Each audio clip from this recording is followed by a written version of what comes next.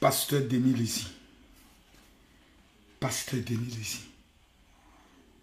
Pasteur Denis Lézy, prophète. Je préfère te donner toutes tes qualifications parce que je suis convaincu dans mon fort intérieur que tu es un homme de Dieu. Papa, ce que tu as fait, on ne fait pas ça. Papa, ce que tu as fait, quand j'ai suivi ta vidéo, malgré que je ne comprends pas le lingala, mais les quelques mots en français qui sont sortis, on ne fait pas ça, papa. Papa, on ne fait pas ça. Papa Denis Lézy, ce que tu es en train de faire à Pasteur Marcelo, ça ne se fait pas. Ni dans le corps de Christ, même dans le monde. Les gens ne font pas ça. Quelqu'un paie sa femme. On n'a pas dit un chien. On n'a pas dit un chat. Il paie la moitié de lui-même. Une femme avec qui il a vécu pendant 18 ans. 18 ans, ils ont des enfants. Papa, tu viens t'asseoir sur les réseaux. Et tu avances sur des choses sur la base de selon certaines informations. Donne maintenant les sources des informations. Tu ne le fais pas. Ça ne se fait pas. Ça ne se fait pas.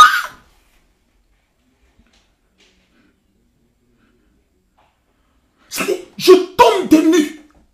Le pasteur Joël Tatou, qui était en inimitié avec le pasteur Marcelo, on a tout suivi. On a vu les prédications.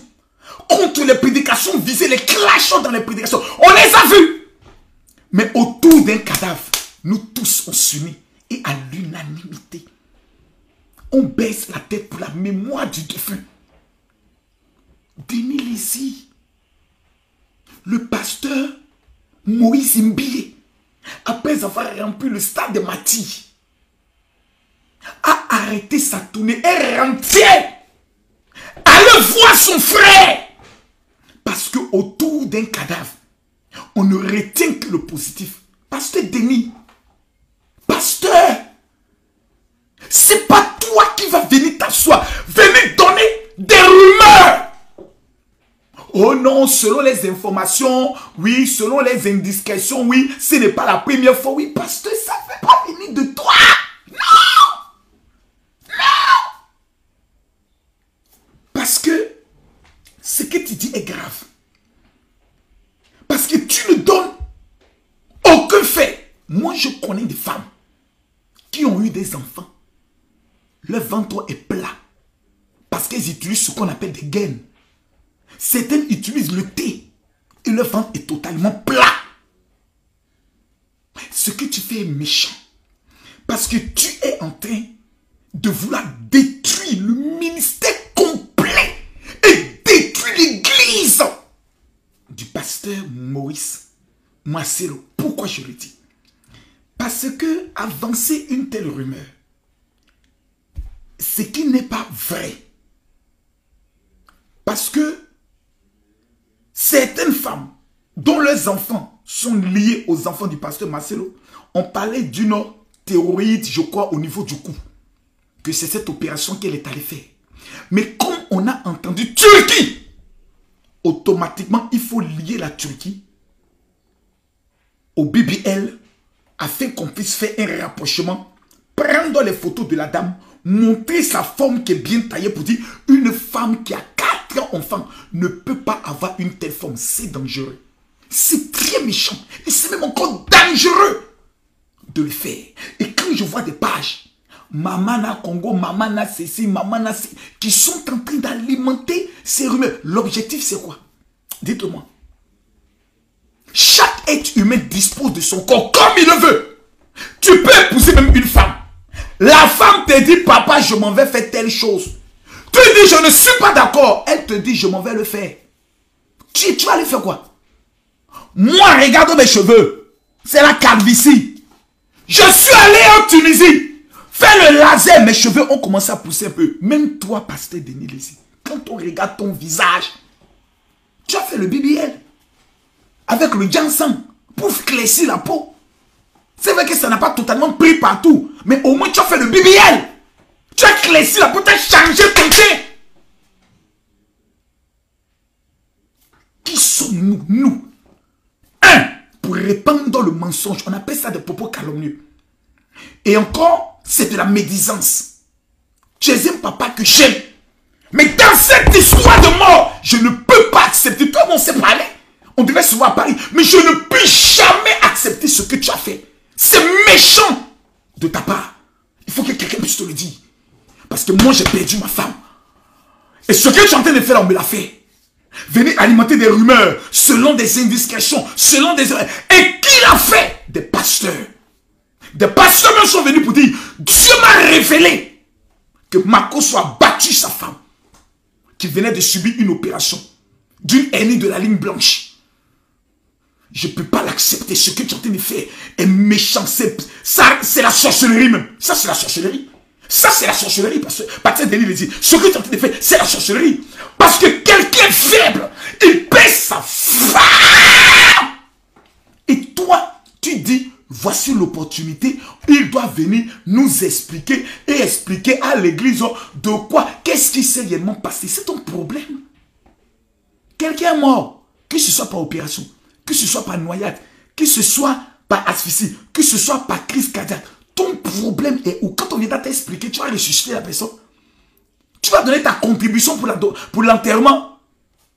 En tant que qui, on viendra donner des explications à qui? Il y a des gens qui meurent à 13 ans. Il y a des gens qui meurent à 11 ans. Donc, parce qu'il est un pasteur Masolo mondialement connu, il a des comptes à rendre aux gens. Frère, soyons humains. Et chacun sa vie du corps. La Bible dit, un royaume divisé ne peut subsister. Mais pourquoi vous, les pasteurs congolais, vous êtes aussi méchants les uns envers les autres? Voici le pasteur Moïse Bié qui s'est rendu présenter ses condoléances. J'aurais cru que tu t'es rendu avec ton église, avec la communauté, pour aller présenter tes condoléances. Ce qui doit nous caractériser, c'est la vérité. Je ne connais ni le pasteur Marcelo d'Adam, ni d'Ève. Celui que je connais, c'est le pasteur Mohamed Sanogo. Je sais que le pasteur Marcelo Tsunami a des prédications très fortes sur lesquelles certaines personnes ne sont pas d'accord. Parce que la manière de dire la vérité peut ne pas plaire. Mais c'est la vérité. C'est la vérité. Quelqu'un paie sa femme. Oh my God. Vous n'avez pas traversé ça.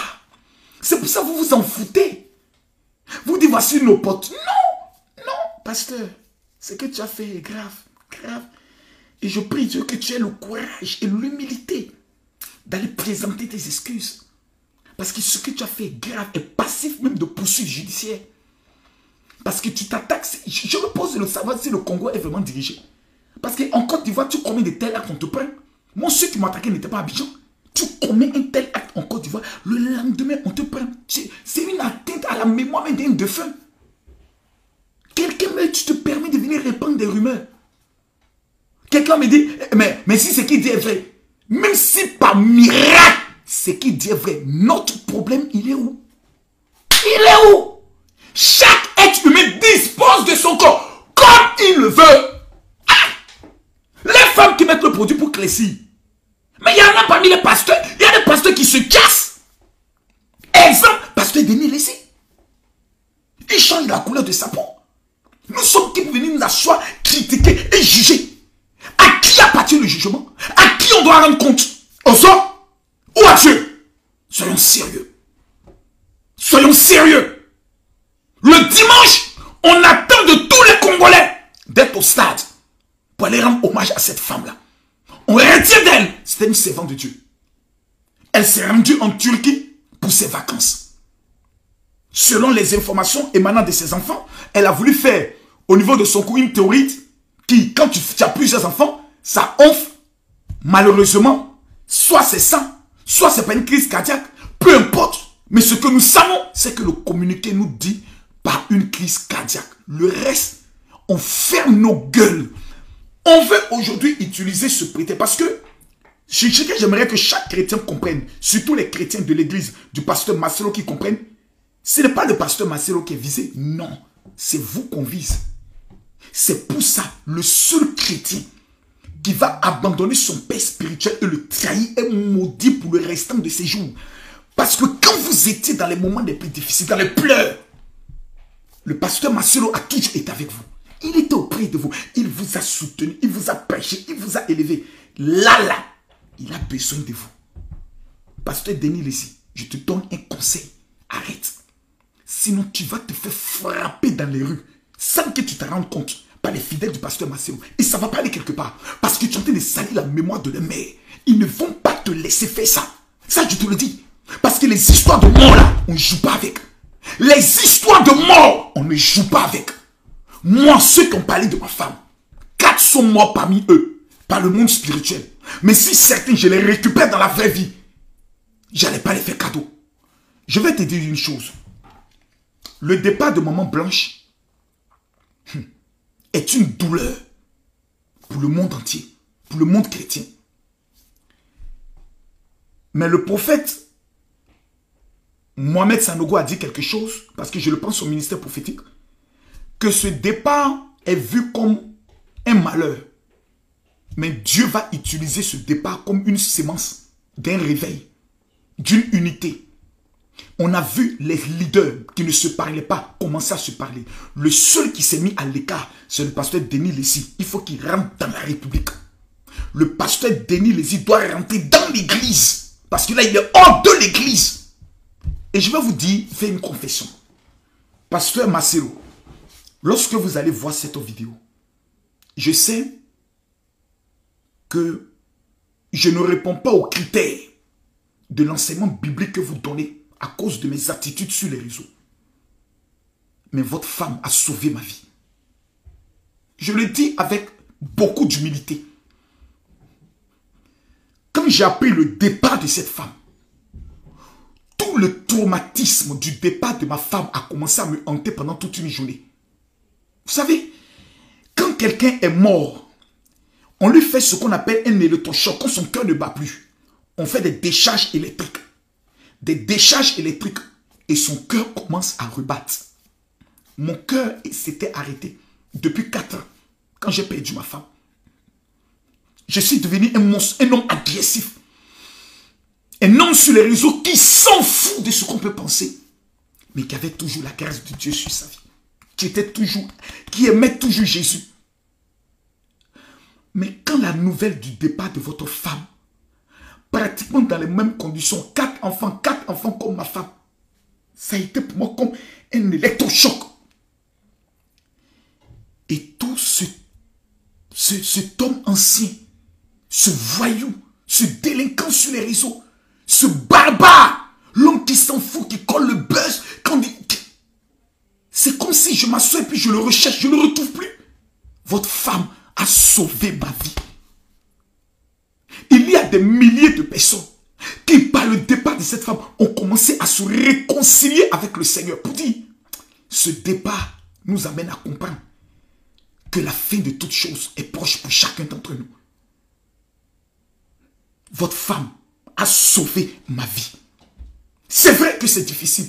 C'est vrai que des seigneurs d'épreuve, on ne se remet jamais. Mais vous n'avez pas idée. Aujourd'hui, j'étais à ma convention. Même ma manière de prêcher a tant changé. Ma manière de prier. Je ressens sa présence. C'est-à-dire, je sais que le Seigneur est plus proche de moi. J'ai retrouvé mon intimité avec Dieu. Votre femme m'a ressuscité parce que j'étais mort. Et j'aimerais dire merci à Dieu. Vous dire merci. C'est vrai qu'on peut dire, tu ne peux pas utiliser le malheur de quelqu'un. Mais vous ne savez pas. Cet électrochoc, cette violence que j'ai pu ressentir en me mettant à votre place, m'a permis de comprendre que si nous sommes encore vivants, nous devons honorer la mémoire de ceux qui sont partis, mais par l'œuvre du Seigneur, en gagnant des âmes et non en nous dispersant. C'est pour cela que je profite pour demander pardon encore à tous ceux qui un jour, par mon langage, par mon attitude, j'ai pu blesser. Vous n'avez pas idée de ce que c'est que perdre sa femme et être accusé de meurtre. Vous n'avez pas idée que le corps de ta femme soit bloqué pendant 9 mois pour enquête. Sur la base des rumeurs, comme le pasteur Denis Lessi est en train de faire. C'est méchant et ça doit s'arrêter. Nous avons aujourd'hui une mission. Nous sommes chrétiens. Ce n'est pas parce que des pasteurs échouent dans leur vie qu'ils doivent nous accuser des déformations. Un royaume divisé. Depuis quand Satan combat Satan? Faites attention. Je vois des gens qui font des posts. Comment se fait-il que tous les pasteurs les plus célèbres ont perdu les femmes? Vous avez fait le post des pasteurs célèbres qui sont morts jeunes, comme Kakou Sévérin. Plusieurs qui sont morts, qui ont laissé des femmes veuves. Leurs femmes les ont sacrifiées. Soyez sérieux. Le monde dans lequel nous sommes, chacun à son tour. Je vous en prie, faites attention. Moi, je préfère me concentrer dans l'œuvre de mon Père que d'évangéliser, gagner des âmes. C'est la raison pour laquelle, ce mois de juin, j'ai décidé de prendre 10 jours de jeûne encore. Du lundi au mercredi de la semaine prochaine. Pour jeûner pour des femmes. Parce que s'il y a un être qui est détesté par le diable, c'est la femme. Depuis que la femme a été créée, elle est un problème pour le diable. Et c'est la seule qui a reçu la mission d'écraser la tête du serpent. Mesdames, toutes les femmes qui verront cette vidéo, où que vous soyez sur la planète Terre, envoyez-moi un seul message sur mon WhatsApp. Pour celles qui ne sont pas mariées, les hommes et les femmes qui sont déjà mariés, qui vivent déjà, envoyez-moi le message pour dire, général, je veux ma prière de 2024. Mais toutes celles qui ne sont pas mariées, la Bible dit, 1 chasse 1000, 2 chasse 10 000. Aucune femme n'a été créée sur terre pour rester célibataire ou être la chisa ou être une deuxième femme. Jamais. Vous m'écrivez sur le WhatsApp au 0033 7 44 17 67 09. Les 5000 premières femmes qui vont m'écrire avant le dimanche prochain en disant, général, je veux ma prière de mariage. Je vous donne 30 jours. Si vous ne rendez pas votre témoignage, faites une vidéo et dites que cet homme est un menteur. Que Dieu nous bénisse et que Dieu soutienne et protège son serviteur, le pasteur Marcelo. Peuple de Dieu, peuple du Congo, cet homme, je vous avais prévenu. Je vous avais prévenu que les rumeurs qui allaient suivre allaient être très dangereuses. Vous avez les preuves.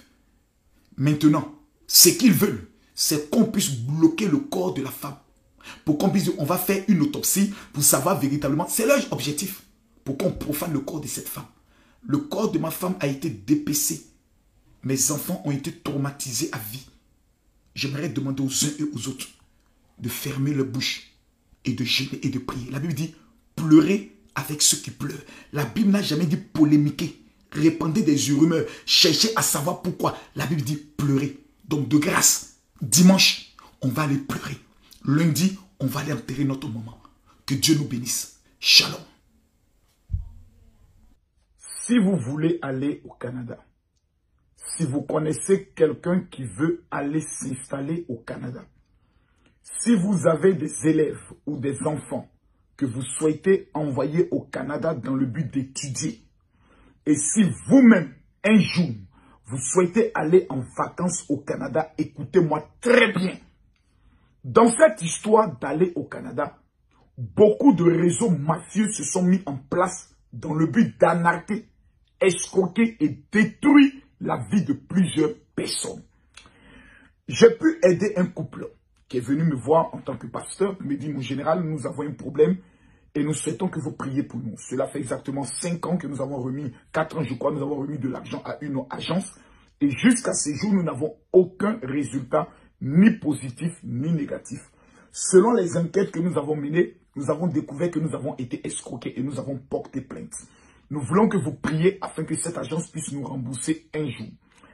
Et j'ai appelé l'une de mes filles qui est au niveau du Canada pour qui j'avais prié, pour lui demander comment elle avait fait pour elle se rendre au niveau du Canada. C'est en cela qu'elle me remet un contact, je contacte cette agence et cette agence me donne toutes les assurances, toutes les modalités, etc., que je transmets au couple qui n'avait plus rien.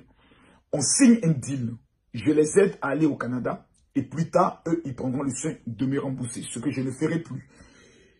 En moins de 6 mois, cette famille, aujourd'hui où je vous parle, est installée au niveau de Montréal.